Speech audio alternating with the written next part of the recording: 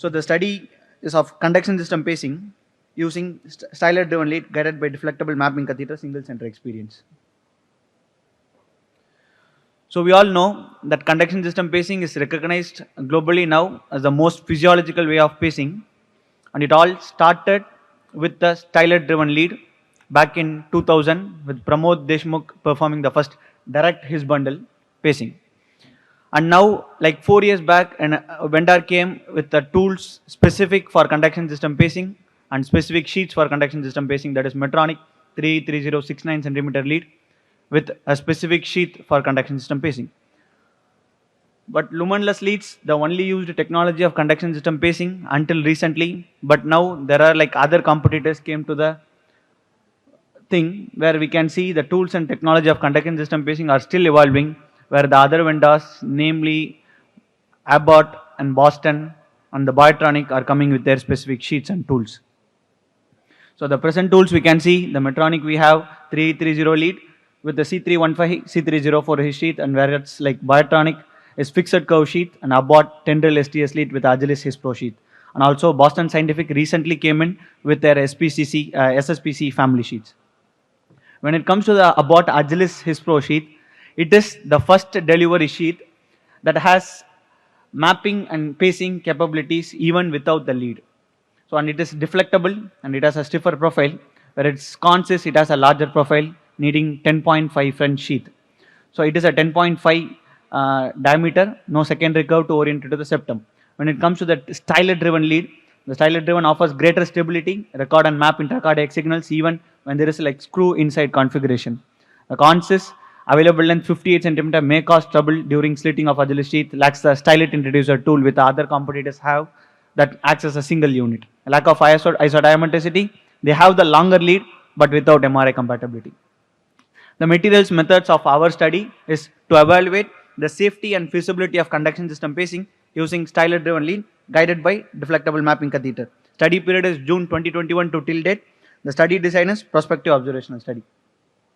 The inclusion criteria, patient with an indication of permanent pacemaker implant and or CRT plus or minus defibrillator in accordance with the guidelines were enrolled.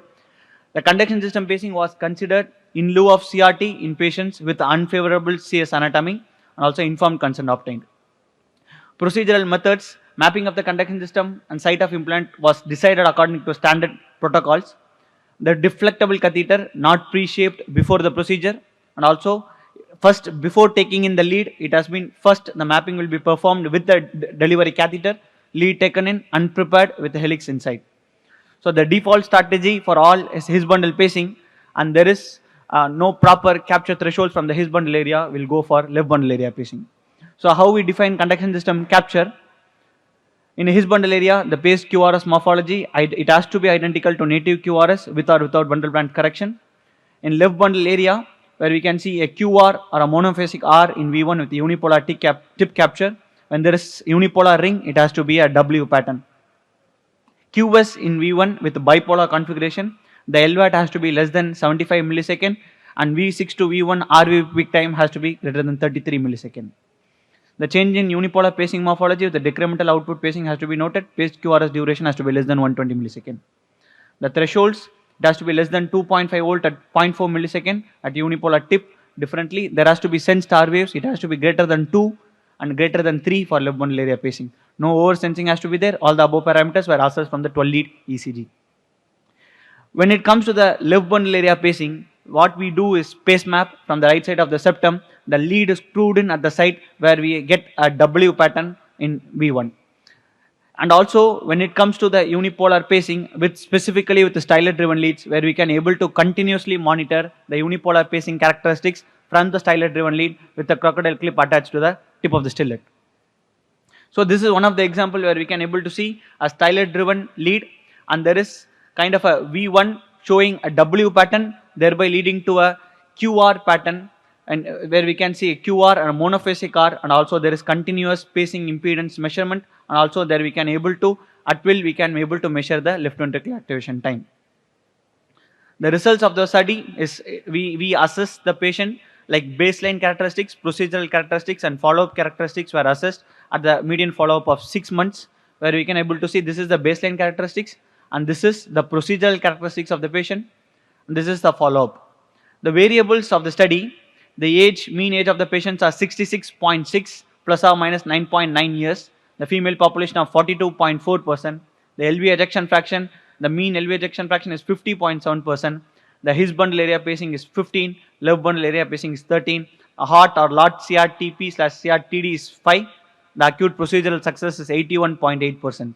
The sensed R waves for His bundle pacing is 6.6 plus or minus 3 millivolt, left bundle area pacing 10.5 plus or minus 4.9. The capture thresholds for the conduction system pacing is 1.18 plus or minus 0.6. The procedure time 98 plus or minus 6, fluoroscopic time 42 plus or minus 90. The key observations during the study, the stylet driven has a sturdier profile and a better control, and continuous pacing unipolar characteristics is able to achieve whenever you are screwing into the septum.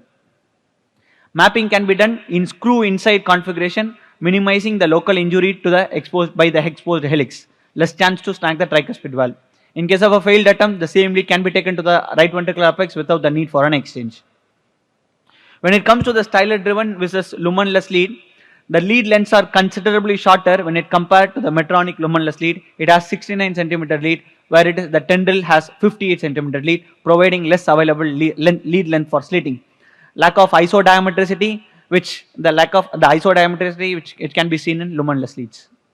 So our experience of His bundle pacing, where we can able to see the agilis without the tendril lead inside can able to pace from the His pro sheath itself, and thereby showing a non-selective His bundle pacing capture with the agilis pacing. And also we are mapping with the lead, where we can able to see kind of a His potential seen, and also final positioning, where we can able to see there is a kind of a His potential followed by a selective His capture. So our experience, one of the examples of a left bundle area pacing, where we can able to see a His potential, thereby leading to a His to V 35 millisecond, and this is a kind of a retro His to the QRS, where we can able to see a selective left bundle capture, kind of a QS/QR pattern in V1. And also I had already told there is stylet driven lead QRS morphology continuously can be monitored during the screwing in. There is the LVAT measurement, where you can see it started from 102, then going to 70 millisecond. The continuous impedance measurement is also possible with the stylet driven leads. Agilis without the secondary curve can reach only the mid distal septum. There we have to carefully pre-shape. The manual pre-shaping has to be done to reach the left bundle area. Go to the main result.